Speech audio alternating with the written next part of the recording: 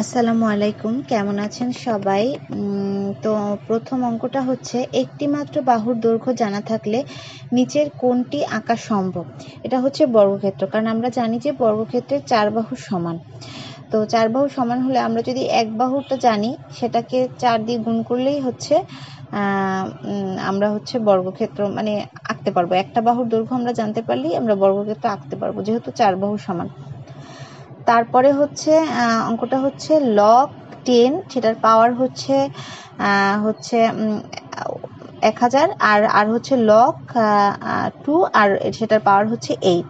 হ্যাঁ, সমান সমান কত?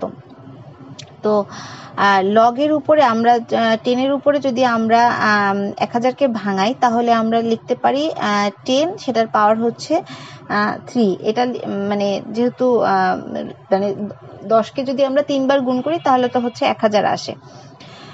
তারপরে 8কে আমরা ভাঙালে হচ্ছে 2 এর মানে 3টা হচ্ছে 2 আসে, তাহলে 2 এর পাওয়ার দিলাম 3।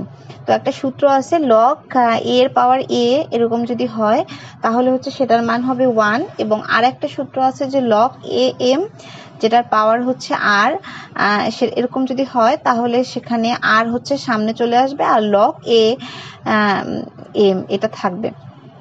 তো আমরা এই দুইটা সূত্রই হচ্ছে এখানে অ্যাপ্লাই করছি। প্রথমে এই যে লগ 10, তারপর হচ্ছে 10 এর পরে 10 এর আবার পাওয়ার 3, সেখানে আমরা 3টা সামনে নিয়ে আসলাম, আর এখানেও এই যে 8 এর এখানেও আমরা হচ্ছে 3টা সামনে নিয়ে আসলাম। আনার পরে যেহেতু লগ এ এটার মান 1, তাহলে এখানে লগ 10 এটার মান আমরা 1, এবং লগ 2 এটার মানে পাওয়ারও হচ্ছে 1। তো সেভাবে আসে, রেজাল্ট আসে হচ্ছে 9। তো আশা করছি সবার ভালো লেগেছে, সবাই ভালো থাকবেন। আল্লাহ হাফিজ।